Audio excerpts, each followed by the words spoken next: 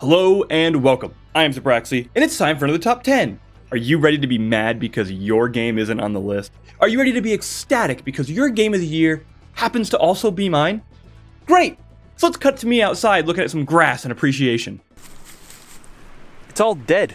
I just couldn't agree more. Now, before we start, two quick disclaimers. One, I haven't played Sekiro yet, and I really want to, but it just hasn't lined up yet. So, forewarning, if you don't see it on the list, that's why. And two, I haven't finished Devil May Cry 5 yet. I've started it, it's a fantastic game thus far, and I'm really enjoying it. It just happened to be something that I didn't get to until the end. So with those two things out of the way, let's go ahead into my top 10 video games of 2019. My lists always come out after the new year, because I don't want to do a list until the year's done, okay? Let's go. World of Warcraft came out in 2004, which is of course why it's on my list for this year. You know what they say, what comes out in 2004 doesn't die for 15 years. Actually, nobody says that. I'm gonna put WoW Classic at the number 10 spot because it is a re-release of an old game. The blast that I've had though can't be understated. Upon release, this was the most played game on Twitch for several weeks. It broke multiple Reddit records, and it showed the world that the MMO genre is an appealing one still, and needs more attention. Despite the hype dying down, there's been a discussion about how some of the RPG emphasis from classic WoW has made its way into current MMO developments. In fact, many people in the industry have discussed how important classic WoW's launch was, as a ton of companies were watching to see if fans stood by a 15-year-old MMO. Well, the players did. And it seems that MMOs are a talking point amongst the industry once again. For that alone, it deserves to be on this list. Rhythm games are something I just adore. I was gonna put Beat Saber on this list, but since it technically released last year, I didn't. I know the official release was this year. Early access seriously just ruins everything. But anyway, I just wanted to give it a mention despite the kind of nonsense there. Instead though, we're gonna put another rhythm game on the list for this year at number 9, Cadence of Hyrule. Even after removing Beat Saber from the list for the reasons stated earlier, I was still pretty torn between Cadence and Sayonara Wild Hearts. Both are incredibly fun and deserve a ton of praise. For me, Cadence of Hyrule just stuck out a bit more. There's just something about its setting, enemy design, dungeons, and overall theme that just really stands out. I just don't know what it is. There's just something. It almost reminds me of Zelda or something. In all seriousness though, Cadence of Hyrule has some incredibly smooth and engaging gameplay, along with a super dope soundtrack. If you like Zelda and you like rhythm games, you should totally check it out. Borderlands 3 is such a weird game for me. There are times that I'm in love, and there are times I can't stand it. It's kind of like Destiny, but immensely less disappointing and provides actual character builds and real RPG mechanics. I would say that's a sick burn, but everyone's thinking it anyway. If you can get over the really awkwardly forced humor most of the time, the horribly written plot, the weirdly derogatory view of streamers and influencers, and the incredible amount of useless guns, then Borderlands 3 might be the game for you. Yeah, I know it doesn't really sound like I'm selling it very much, does it? However, where Borderlands 3 is good, it's the best. The characters' talent trees are filled with a ton of diversity and allow for some incredible builds. The guns mostly play really well, and the standout weapons are some of the best I've ever played with. Bosses are the best they've ever been in the series, and the cohesion between all of the classes allows for multiplayer to be one of the best experiences you will have this year. If it were up to me back in 2005, Kingdom Hearts 3 would have been my game of the year any year it came out. The first two games create such an incredible world. Kingdom Hearts lives off this brilliant duality between the fantasy of Disney and, well, Final Fantasy. This dichotomous relationship allows for opposite extremes of cliché, of fantasy, and of environmental design to cohese together as if polarity being attracted through the laws of magnetism. Kingdom Hearts 3 still fills that role, and does so incredibly well. Its simple and visual appealing combat are accompanied by a complex character builder that allows for incredible amounts of decisions. The story is able to take the joyous world of Toy Story and childhood innocence, and then still be able to use that as a catalyst to engaging something more dark, like hardship and complete mental breakdown. The main point here is that Kingdom Hearts has somehow managed to beautifully combine opposite extremes into a delicious recipe of game design. It shows that despite differences in things or people, it can all be brought together to make something beautiful. However, Kingdom Hearts 3 is not a victim of itself, nor of a subpar game design, or even bad writing. The reason this is only number 7 when it should have been number 1 is simply due to one thing. Or well, 6 things actually. The spin-off titles that all came before this third entry has turned the plot into something obnoxious. I've become completely apathetic to it at this point, and that's what really knocked KH3 down for me. I just simply can't care about all the plot points that need to be handled. And because of this, it seems that Kingdom Hearts 3 was battling uphill right from the start. In spite of all those comments, and despite my mixed feelings overall, Kingdom Hearts 3 was an incredible time, and I'm still happy I was able to experience it, even if it took 14 years to happen. Platinum Games is one of my all-time favorite development studios. They just can't seem to be stopped. They constantly turn out great game after great game after Star Fox Zero after great game. Ugh. I think I just vomited in my mouth. Did someone mention Star Fox Zero? I kind of just blacked out there for a sec.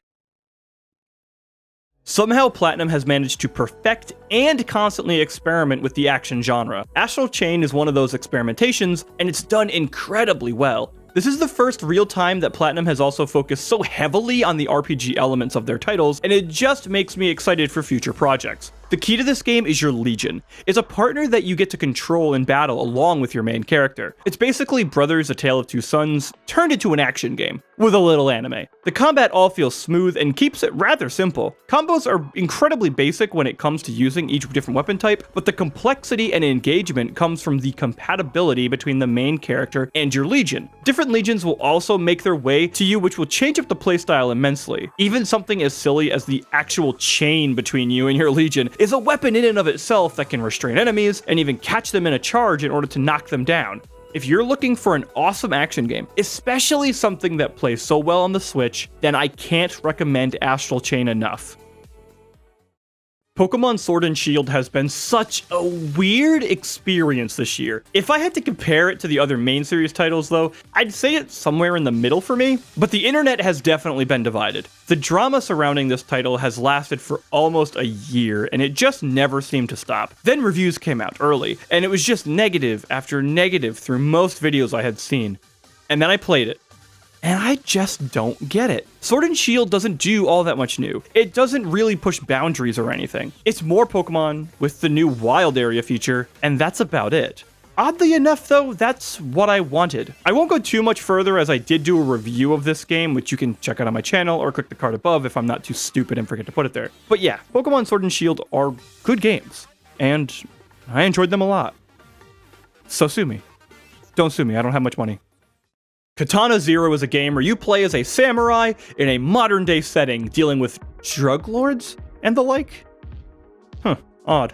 The gameplay though is fast and visceral. To summarize quickly, everything dies in one hit. Yes, everything. Bosses, and even yourself. This normally would turn level design into becoming a massive issue, but the layouts are so well crafted that you're constantly challenged and tested throughout the whole thing. It's the perfect balance act of challenging, but not really difficult. Having to engage with all the items in the environment and the skill set that Zero has turns each level into a puzzle that you're trying to piece together. Normally that would be the crux of what I say, but what this game hides from its surface is like someone hiding depression. This isn't a game that will treat you kindly emotionally. It tackles the problems of depression, of mental illness, of drug dependency, PTSD, psychotherapy, withdrawal, suicide, domestic violence, and more. The real beauty is that you as the player support, but also pity those in these problems. For example, when Zero is desperate for his medication because the nightmares just won't stop, because the pain is just getting so out of hand, you really do just want your therapist to just give him the drugs already. This is beautifully challenged by the fact that his issue isn't resolved by the medication, and the real problem will never be treated until Zero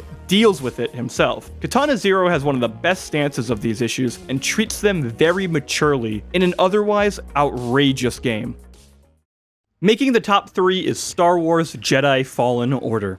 When this was first shown off, I was pretty mild on it, honestly. It didn't grab me, but I was curious enough. I really like what Respawn has become though. Titanfall 2 was an incredible title and one of my favorites from that year, and while not a fan of Battle Royale games, Apex Legends is by far the most interesting to me. So to see a proper single-player Star Wars game being made by that studio was a really good sounding premise. The largest worry though was those 2 little letters there, right on the bottom of that cover art. Was it EA? Yeah, that didn't really fly so well, did it? Thankfully, this title came out swinging, and once I started it, I couldn't stop until I was over. There was a really strong balance of the player's power here. At times, you really feel like a Jedi in this harsh world, and you have the power to back it up, especially over enemies like stormtroopers. On the flip side, however, you're so alone with very little training in your Jedi ways compared to others. You're battling against the newly formed Empire, and quite literally everything wants you dead. There's this fun push and pull of power and helplessness. Combat is slower than I originally expected, but it makes it work by having every move feel calculated and deliberate. This is what I imagine real lightsaber duels would actually look like. They'd be slower, more methodical. While Jedis don't have massively powerful force abilities, the beauty that comes from those, though, is their versatility. While you may only have 3 real force powers, those can be used to fulfill many different purposes, and it never feels limiting like you'd expect. The environments are harsh and very well crafted. The beauty of the story is similar to the Rogue One film. We know roughly how it's going to end, yet we're excited for the ride regardless. Great job, Respawn. Keep it up. So the next 2 titles on this list are basically number 1 kind of together. I really struggled to decide, but for the sake of the list, I did have one inch out just ever so much. So that is that for the upcoming titles here. I loved both of these games a lot. These were the highest of highs, like big, super high. Like so high, I'm pretty sure my friends want me to just shut up already about them. And if they're watching this video, they already know, but they're big, like that big much. What? Control might just be one of the best video games to come out this decade. There, I said it. Except now I've got to say it once more because that's what videos like this are all about. Control might just be. This is one of those experiences that as people talk to you about, you're gonna end up more and more confused. I heard about this title around when it first came out from people like Jenna Bain on the Co-optional podcast, but it just kept getting harder and harder to understand what they were all trying to say. So I'm gonna join that crowd and hopefully confuse, but also interest you just as much. Control is the next title from Remedy, most famously known for Alan Wake. Oh, and speaking of which, Alan Wake has a lot to do with this game, yet you never have to play it. But doing so genuinely makes Control a better game? Okay, so that's the first weird thing out of the way. We've got plenty more to go. Second, you are a normal woman who is trying to find her brother. Also, you're a Jedi who's way more powerful than Cal from Fallen Order. Yes, you can literally fly, throw things at people, rip people apart with your force powers, throw their friends at their friends, and fight fridges and anchors and other plane items like that. So far, so good? And the game figures, why not? And just add some interdimensional plot lines just to make sure you're really paying attention. Top that all off with people getting possessed and a gun that is literally alive, and you have the most fundamental understanding of Control. It only gets more and more crazy from there. Everyone kind of oversells the weirdness of this game, myself included as you can see, but most importantly, how does this game actually play? Best way I can describe it is brilliant. Your gun being able to shift into different functionalities, all of which are upgradable, and change at the push of a button, allows for player choice to take complete control of the situation. Good pun, actually. One of the traps the game knows you're going to fall into is engaging in combat passively or defensively. The craziness that is happening on around the player forces you to be cautious. However, the game knows this and does address it in order to create a very interesting contrast between moments in and out of combat. Out of combat is slower and involves being careful and searching around for every detail. It encourages passivity. Combat, however, wants you to be aggressive and confront the chaos. It does this by taking a page from Hollow Knight and having the only real way to heal be from health drops that come from enemies being damaged and dying. Most of the enemies are together and require you to constantly move into the fray in order to heal. This forces you to use your shield, your flight, your throw, your force slam, and many more of your awesome abilities in order to survive. The game forces you to grab control over the chaos you're around, which is also what the plot revolves around. And saying that out loud actually just made me realize that this game is even that much better. Oh, and one final thing for those of you who've played the game. The Ashtray Maze is one of the best levels I've ever played in a video game, ever. The build-up, the level itself, and the payoff, seriously, it's all perfect. Can't wait for anyone else to experience that. Take control. Take control.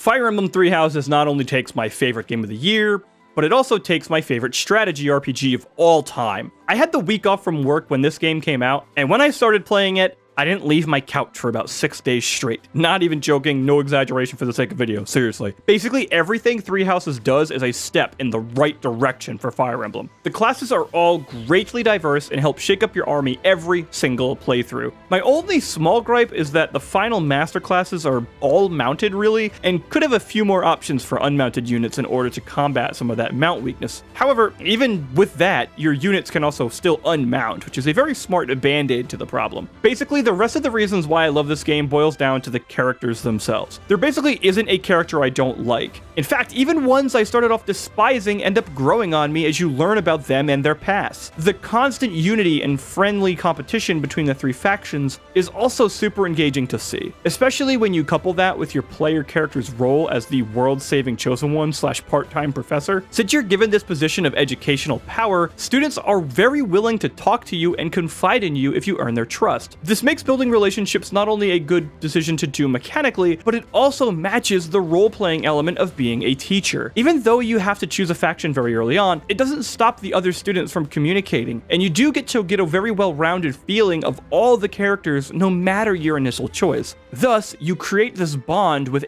everyone if you so desire, and I so did. This all crushes your soul when, a little over the halfway mark or so, war completely breaks out, and everyone is at odds with each other. This creates 4 possible different endings to the game. Yes, there are 3 factions and 4 endings, which all add very interesting complication narratively. These aren't just small changes either. The first half is roughly the same every time, except for the fact that each faction's unit makeup is radically different. Thus, you must approach every puzzle again for the first time with a new plan. But the back half of each of these plans is so different. The back half of this story changes radically depending on what faction you are, and for one special faction, depending on another key choice you make. A lot of people have said that Three Houses is Persona meets Fire Emblem, and it's a very accurate statement. Not just in terms of gameplay, but also in terms of quality. I strongly believe that Three Houses stands up to some of the greatest RPG releases in the past decade, including something like Persona 5. To wrap up my thoughts on this game, it's the combat. The sheer level of customization with ability unlocks, being able to train specific skills in the classroom for each unit, and the fact that every character can be every class. It all adds so much to manage if you really want to, but it also gives you ways to cruise a bit if you just want to default. This level of player choice is something unrivaled outside much of the RPG genre, and Fire Emblem Three Houses is a shining example that all deserve to play. Thank you so much for watching the video. If you've made it this far, please do those YouTube things and have a good time doing all the stuff you know I'm going to ask, so I won't say it. Continue on. I really hope you enjoyed this video, though, and I actually relatively enjoyed 2019. If you also want to check it out, we do have a podcast between me and my friends Randy and Andrew on the Jerry Rigged channel, where we go over in very extensive detail our thoughts on 2019 as a gaming year, and we're also pretty excited to see what 2020 brings. So with that out of the way, please let me know what your game of the year was in the comments below. I'm really excited to see it because a lot of my friends, we've been all over, so that's pretty cool. With that, thank you very much again. I'm so bad at intros. I just sometimes wish videos would just die at the end. Like Star Fox Zero, just stay dead. You really crappy game, you.